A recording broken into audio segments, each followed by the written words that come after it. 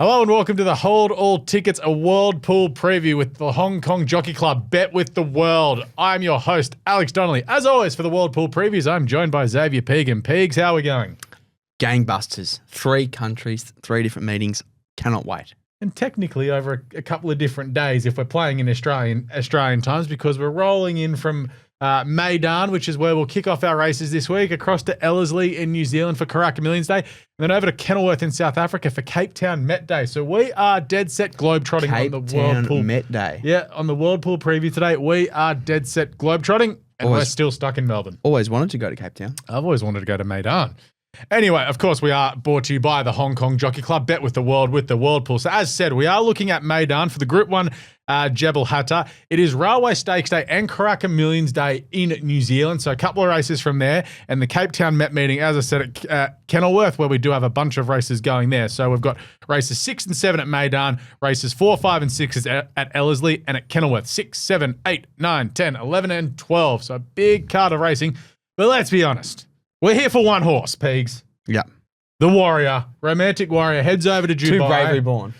No. Okay. No, you Romantic Warrior. Like this is the build-up. Yeah, of We're course. trying to do this for Romantic Warrior. James McDonald, Danny Shum, they're taking on the world. Absolutely. It's going to be great. So you know what? Let's rip into this because we've got a lot of races to cover and we want to bring you some winners throughout the weekend. So as I said, we go to Dubai for the first of the races this weekend. First, which comes up in race number 6 at Dubai. It is the Al Maktoum Challenge presented by Longines. It is Group 1 on dirt over 1,900 metres. And there's a lot going on here because Factor Cheval is a top-rated horse and he transfers across to the dirt. Mikhail Barcelona takes the ride. I'll kick us off here, Pegs. I'm gonna back number 10, Walk of Stars, to get the job done here. Won by 11.5 lengths last start at Meydan, sat on the speed, kicked away, won with absolute ease. Got a really strong rating of 117 coming into this. Look, from the barrier of gate 6, I'm not really worried about that. I think he'll roll forward once again. And given the way that he won last start, I'm not going to go against him. When you win by 11 lengths, I'm probably going to be with you next start. Absolutely. As mentioned before, Alex, I'm going to be with Factor Cheval, French horse on the nose. Just a simple win bet there. This is the second trip to Dubai. However, the last win from the last start in Dubai was a nice Group 1, but it was on the turf. I am a little bit cautious of the dirt. I don't think it'll play too much of a factor. To be fair, it'll be a different ball game. However, I still think you get the job done. Yeah, so that 1,800-metre race is the Dubai Turf, which Romantic Warrior is entered for potentially this year. He might go to the Dubai World Cup as well on the dirt, but the Dubai Turf is what he won last year, and that's one of the hottest races worldwide. Absolutely. So we know we've got a serious horse in our hands. If he can transfer the form across the dirt, he looks very hard to beat. All right, let's get to it. It is the main event of the evening there. It is the main event of this World Pool meeting. It is the Group 1 Jebel Hatta. Over 1,800 metres. This is on the turf, and let's be honest, it's all about Romantic Warrior here. He's got a tongue tie on, just as a bit of note there. He's drawn barrier 1 for J-Mac, but as we've seen throughout his career, from barrier 1, J-Mac can just have him third the fence, just half asleep there. My bet's nice and simple because Romantic Warrior is going to be nice and short there on the World Pool. I'm going to have the exacta Romantic Warrior with the main danger measured time, who won this race last year for William Buick and Charlie Appleby. Look, he's a nice horse, but he's no Romantic Warrior. I can't put it any more simpler than that. Yeah, I've got a nice little quinella with Romantic Warrior and measured time for the exact same reasons you just talked about before. J-Mac versus William Buick. That's a challenge I cannot wait to see. I mean, J-Mac, William Buick. William Buick is still an absolute fair income jockey. We don't want to pump up the tyres too much. No, J-Mac, best jockey in the world. Yeah, He's got William Buick. I completely agree. Just don't want to crow him. Yeah, fair enough. All right, let's get across to Ellerslie. So these races are very early on. Friday evening in Hong Kong and early Saturday morning here in Australia. Early Saturday morning, I think 4 a.m. is the Jebel Hatta in Australian time. So it's 9 p.m. Dubai time, which rolls around about 4 a.m. Australian time. Set your alarms. If you're in the Eastern States, that is, of course. And then we go across to New Zealand, where it is a twilight meeting there. So we've got a big gap between the races throughout the day there because then we roll on to about 4:20 p.m. I think the races will kick off for the our time or Kiwi time? About our time. New Zealand time, 6:23, the Karaka Millions 2-year-old race, which is probably the main race of the day there. This is a great day's racing. The 2-year-olds do battle at Ellerslie over 1,200 metres. A lot of Australian connections involved in this as well. So I'm going to start off here. I'm going to tip 2 Bravery Born on top. He's my win bet coming into this, as well as a Quinella with number 3, 2 Bravery Born, number 9, 2 Sweet, and number 10, La Dordara. As you can see, I'm really leaning into the Turquoise Giants here. But look, I've loved what 2 Bravery Born's done in his 2 starts to date so far. Ellerslie 1,200 metres is suitable. He won well last start, which was the logical lead up to this race. The way that he won that with Bishin coming on, I think he can set a little bit closer, as they had to drag him back from the gate the other day. The way he exploded in the straight, I think was pretty smart. I reckon he's going to get the job done here. Ideally, we see him in Australia this preparation too. Turquoise or tangerine? Did I say turquoise? Yeah. Tangerines. Turquoise Stars, isn't it? Yeah. Yeah, Turquoise Stars. Tangerine Giants. Absolutely. My bad. She'll race in the tangerine, and I'm going to copy you there. I'm going to just go simple win bet here. 2 Bravery Born. Last year, I went on the day. If you bet on Tiaki on Karaka Million State, you usually can't go wrong. Nevertheless, it gets a nice little draw. Barrier 2 comes off 2 wins on the trot. An Aussie sensation, Blake Shin, takes the ride. He's in super form, and he's got a really good relationship with Tiaki. He's actually been over in New Zealand a bit recently and doing a lot of track work for them, getting a feel for some of these horses. So it'll be nice to see, hopefully, cap off a win in the 2-year-old classic. Yeah, I don't mind it. All right, let's get across to race number 5, which is the 3-year-old race over 1,600 metres. And apologies to my producer, Gerald, because I just realised I had the wrong horse written down. But I am with number 6, a Bourbon Proof for Michael McNabb and Stephen Marsh. This Justify colt got the job done in good style last time. Look, he's been building up. He'd been running in some pretty decent races before that without breaking his maiden. Then they're like, let's go get that win on the board to build up some confidence, which was just a 1,600 metre maiden on the 20th of December. He won that well. He's had a trial since, just dead set strolled around, didn't do too much. He did what he needed to do as a trial between runs leading up to this race. I think from the gate, he'll settle just in behind the speed. Barrier 8 looks a little bit tricky from 13, but I think he can get across, get one off the fence, probably just on midfield. If he can produce in the straight, he's going to be right in the finish, and we are just going to be straight out backing him. Yeah, I like Bourbon Proof a lot, and I thought before you're going to go with one of my tips, Dealt With. So that's why I've just gone Dealt With and Bourbon Proof as a Quinella. Dealt With is 2 from 2 in his career starts, and despite being a bit of a late bloomer, giving connections plenty to cheer about recently, and how he fares over the mile is something I'll be interested to see. But Bourbon Proof, proven over the mile. I don't mind it. Yep. Let's get to race 6 at Ellerslie, which is the 5th race on the card for the World Pool Punters. Of course, it is the Railway Stakes. It's Group 1 handicap over 1,200 metres. Now at Ellerslie, I don't mind it. Where was it prior? It was Wellington, I'm pretty sure. Trentham. Before that. Trentham. Yeah. Trentham is the Wellington track, yep. I'm thinking of the Telegraph that used to be, that's at Wellington. Okay. Yeah. Yeah, that was a few weeks ago. Yeah. And the logical lead up for this is, of course, the Telegraph, which is a weight for age race now in handicap conditions. Look, I'm just going to stick with Blake Shin once again here. I'm with Oluberon each way. Look, just having a look around, there's a couple of horses that I think will be a little bit shorter in the market. And Luberon started well in the market last start in the Telegraph, but just laid out a little bit in the run and was just eased out of the race completely late. Vet checks were all clear. So something was going on there that, at least it's all good. So maybe it was just one of those days. But you go back where a couple of starts back was a winner over 1,100 metres in a Group 3. Before that won the Group 3 Swayness Stakes over weight for age. And before that was again a winner over 1,200 metres. Now gets B Shin in handicap conditions. And the fact that they're pushing on with this mare by Embellish, the stud, they wouldn't be pushing on here with this as well. So look, I'm really happy to back Bishin and Lance Noble. From barrier 9, I wouldn't be shocked if they go forward and roll the dice. Bishin isn't afraid to die wondering. I reckon at each way odds, I reckon we can run a cheeky little race there. I like that. I'm just going to go straight on the nose with Alabama Lass. Comes off a brilliant prep with 3 wins from 4 starts. She's a natural leader out of the gates, so that'll supplement her draw nicely. First up over 1,200 metres should suit, and I can tell why the punters are mad on it. All right, let's get across to South Africa later in the evening. A bunch of races going on there. The first of which is race number 6. It is the Olympic Jewel Stakes, which is a listed event over 1,200 metres on the turf. Pigs, I'm going to let you kick off this one, mate. Yep, I'm just going to go win bet number 8, Summer Lily, trained by Grunt Vanny Kerk. Loses 2 kilos off her back this start and has performed well thus far this prep. Falls close on numerous occasions. Additionally, I think she'll enjoy the step up and trip.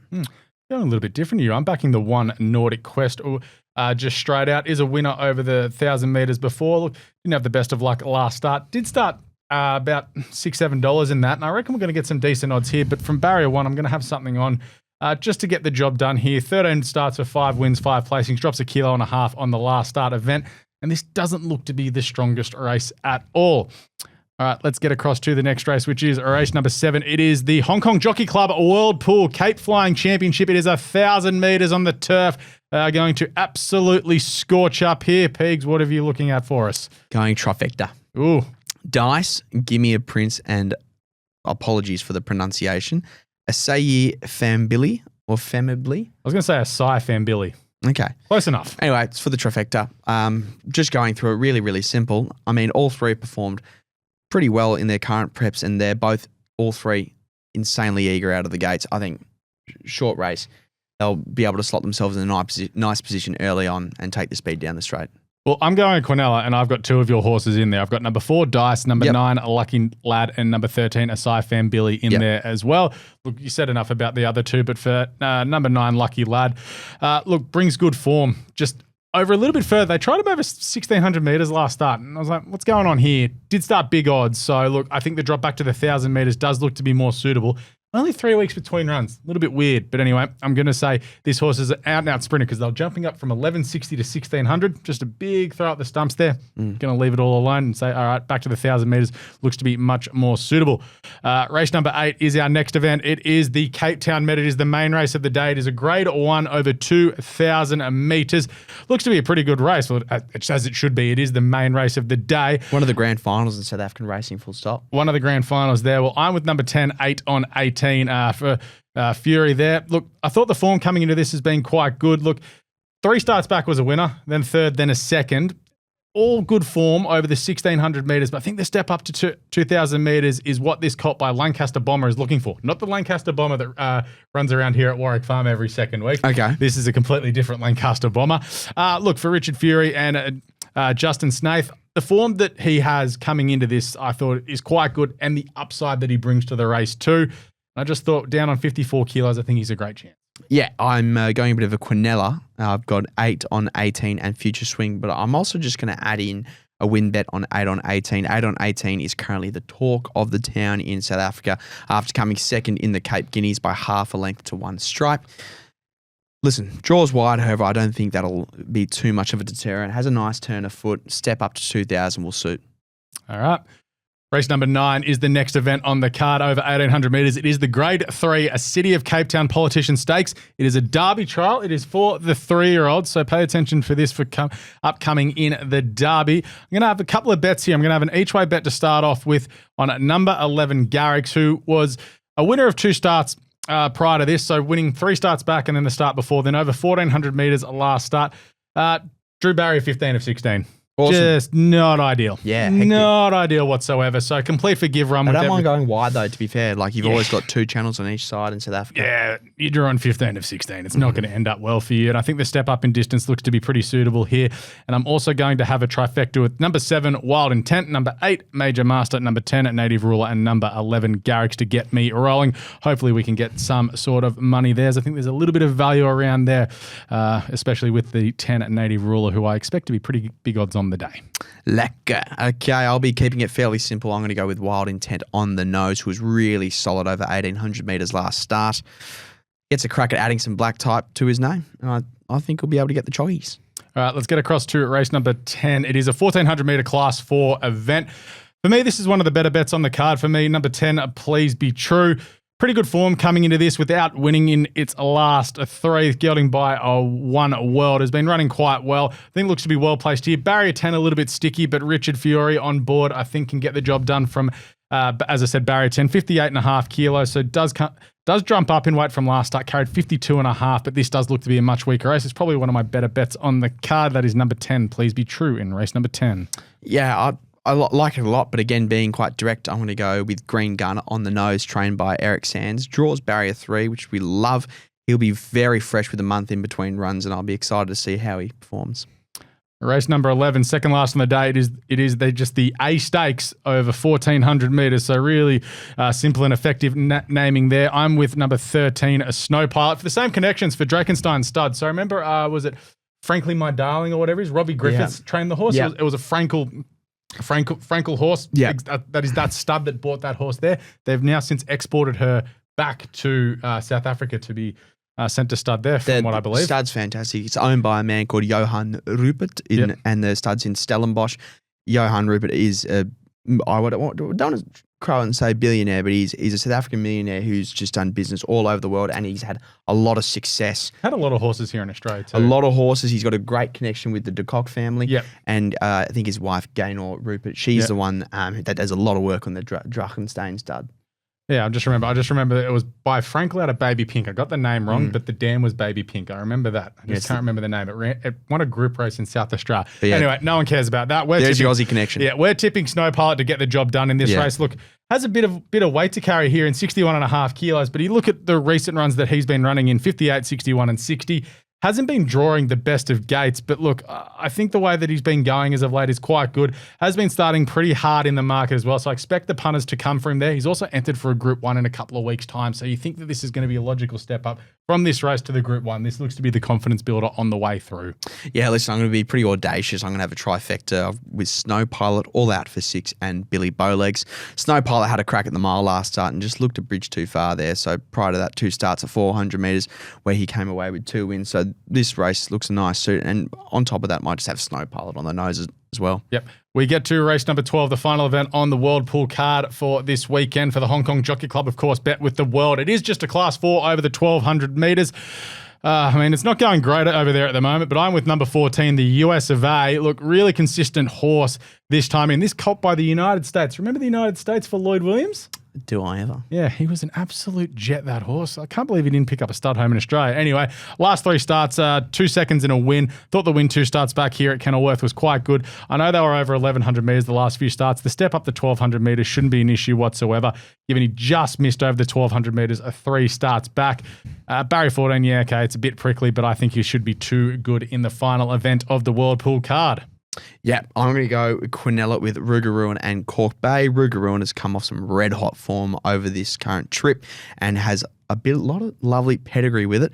Cork Bay steps back down in grade, draws brilliantly this Saturday and has a nice Aussie connection with Australian breeding lines on both sides. So Cork Bay is by Rafif, who is by Redout's Choice, and is out of a Lonhro mare.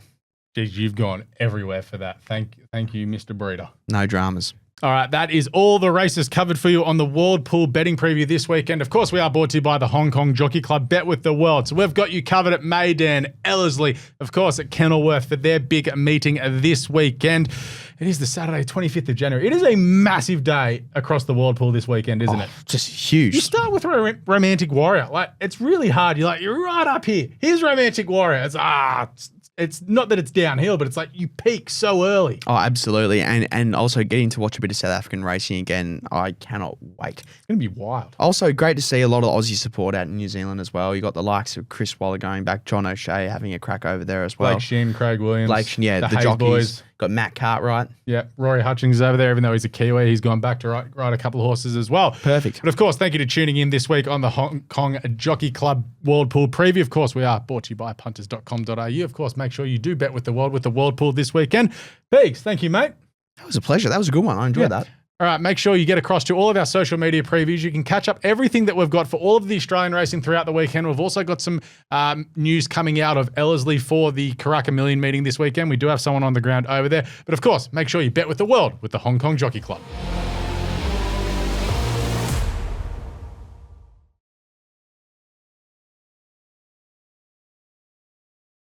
What's gambling really costing you? For free and confidential support, call the number on the screen or visit the website.